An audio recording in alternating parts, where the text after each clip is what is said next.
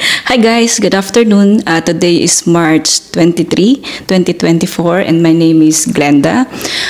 Gusto kong ibahagi sa inyo yung naging karanasan namin sa pagpapatayo ng bahay namin simula sa paghahanap ng lupa hanggang sa maitayo itong bahay, no.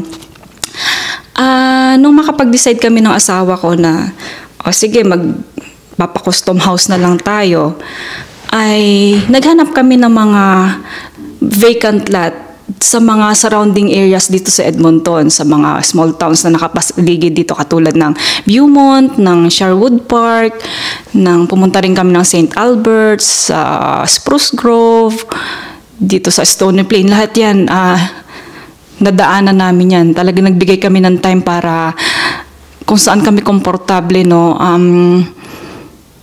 At pag pumasok kami sa mga custom na bahay, sa mga show homes nila, ay ang tinatanong agad namin, nagko-custom house, nagko-custom built ba sila ng wheelchair accessible na bahay?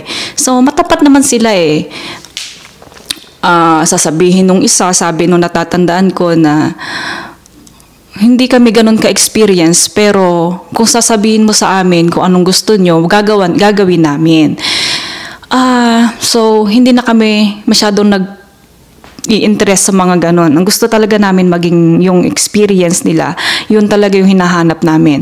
So, meron naman na sasabihin nila, actually, meron kaming kakilala na architect. So, pero hindi siya naka-attach sa team namin, pero pwede namin siya maging i-contact at sila ang gagawa ng plano, pero kami ang gagawa ng ganyan. So, all in all, itong builder namin, mga friend, ay nag-stand out siya kasi kapag nagtatanong kami ng mga gusto naming malaman, ay talagang firm siya na kaya nilang gawin. Tapos nilatag sa amin agad na ganito yung mga accessible home na nagawa namin. Tapos kapag kaganyang may wheelchair lift, dilalagay namin sa 4-car garage. Tapos may space ang bata, may space ang wheelchair papunta dun sa kanyang accessible na vehicle. At na-amaze kami kasi napakabilis ng yung paggagawa. Kasi yung mga napagtanungan namin, ang pagko-construct nila ng bahay ay aabot ng parang 10, mabilis na ngayon 10 months eh. Actually 12 ang usually na 12 to 16 months. At yun ay normal, mga friend, no, kasi mass builder sila, parang ganun. So itong nakita namin builder na to, yung gumawa ng bahay namin, ay sabi niya sa amin, kaya nilang gawin ng 6 to 8 months. Pinakamabilis na talaga sila, no? Tapos custom built pa. So, ayun, nung mag-meeting kami nung una, in-explain namin kung gaano kalaki ang door, ganyan, lahat in-explain namin sa kanila. And then, after a week, meron na silang, actually hindi lang a week eh, parang 3 days. May sagot agad sila sa amin. Pinakita na nila kami agad ng draft na ganito yung plano, ganyan-ganyan. Tapos nagustuhan namin agad kasi ang galing niya mag-explain. Yun actually yung mga hinahanap namin sa bahay namin. Yun yung magko-comply din sa mga needs ni Miles. At ayun guys, no, nandun syempre yung kaba namin at yung takot kasi hindi yun naman biro itong project na gagawin namin. Malaki siyang project, no. Yung journey namin sa pagpapatayo ng bahay ay, naku Diyos ko, hindi talaga parang hindi biro. So, yung parang imposible ay naging possible. Impossible dream na naging possible dream home, parang gano'n. So, very, very thankful kami, mga friend, no, kasi nakilala namin yung right na builder, yung nagkaroon kami ng smooth transaction, yung lawyer, lahat na mga taong nakapaligid sa amin ay nagpapasalamat kami at alam mo yung talagang intact. Hindi, syempre, yung mga ganitong mga pag-build, common na yon, magkakaroon ka ng stress, meron stressful din to mga friend do. There's ups and downs, meron in process in your way, meron ka talagang mga problemang makaka-encounter, may mga maliliit lang naman ang mga problem. Pero in all actually, itong builder namin ay they are so amazing. Ang bait-bait ng ama kasi ginaid niya kami kung paano gagawin. Pinakita niya sa amin, pinamit niya sa amin yung mga right person na dapat na yung mga tutulong sa amin, mga ganun. Sabi, kumbaga, lakasan talaga ng loob na lang ang dala-dala namin kasi alam namin na hindi madali yung gagawin namin, no? So, sabi ng ama siguro, hey, alam mo yan, sabi niya, hey, nandiyan lang struggles, huwag kayong mag-alala, nandito lang naman ako. Kasi mga guys, no, yung struggles talaga, nandyan, kaakibat talaga niyan, yung struggles, yung pagpapatay ng bahay namin, ay nako, na-fulfill talaga, at masayang-masaya kami mga friend, no?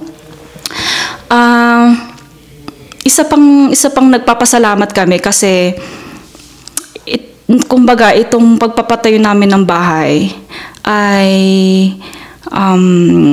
yung time na housing crisis. Until naman ngayon, 'di ba, may housing crisis. Yung economic crisis natin until now nararanasan na pa rin natin, pero alam mo yung God provided us everything na nandyan lang struggles.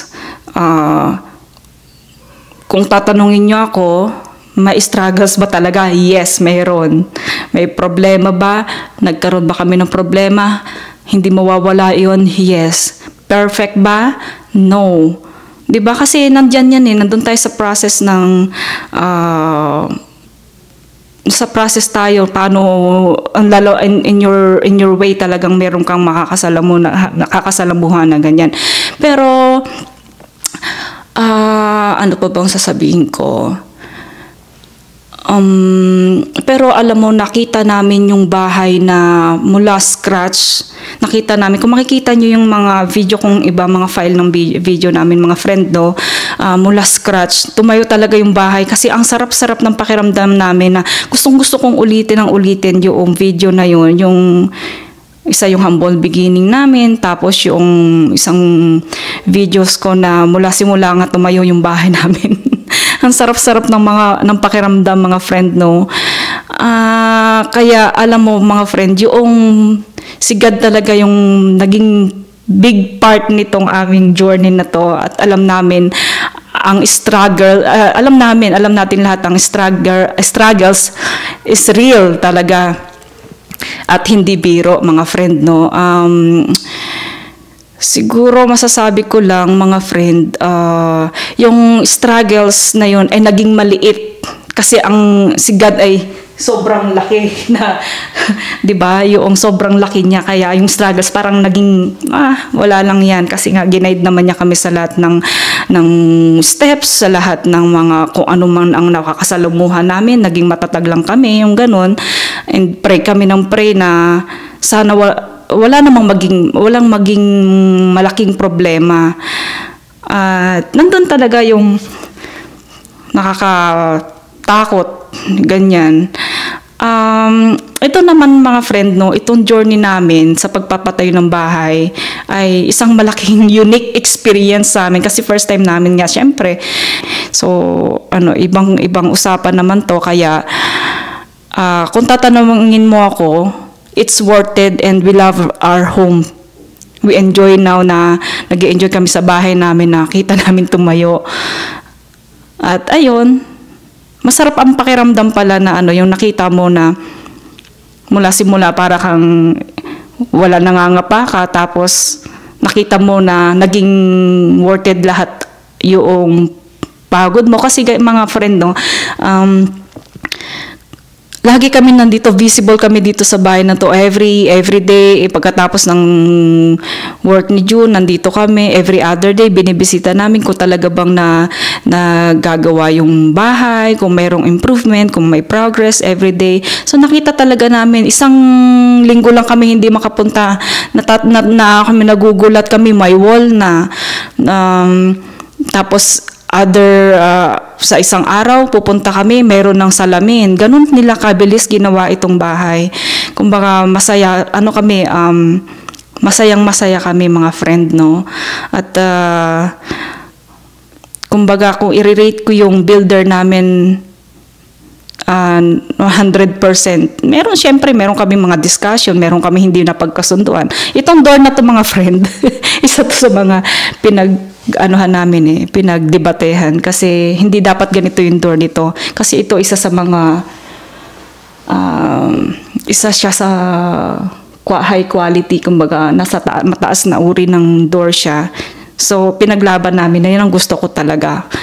At medyo ayaw niya kasi syempre out of budget or something na ganyan. Kasi nga kailangan mo rin depensahan yung sarili mo ganon. Meron mga ganun lang, mga ganun. Pero sa paper, sa lahat ng mga permit, wala kami naging problema doon. Sila nagfi-feed sa amin. Tsaka napaka nila, yung communication nila sa amin ay very okay. Kasi halimbawa, kapag mag-wall na sila or mag-framing, ini-inform nila kami, next week mag-framing na kami. Next week, kailangan na namin mag-window. Next week, mag-stop kami kasi hindi kami parang pavement kasi hindi maganda ang weather. Ini-inform nila kami kung ano yung mga steps na gagawin nila. Kaya very confident kami na nagagawa yung bahay ayon doon sa plano kung kailan matatapos. Ayun guys. Tapos, may time pa na umalis yung builder at parang pumunta siya ng abroad kasi may ka-meeting siya about sa mga supplies or sa mga materials.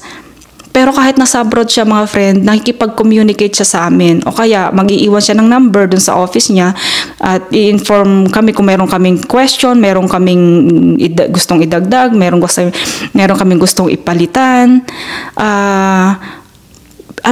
Very visible siya sa communication. Hindi nila kami ni-ignore kung halimbawa mayroong kaming tanong, magre-reply sila agad.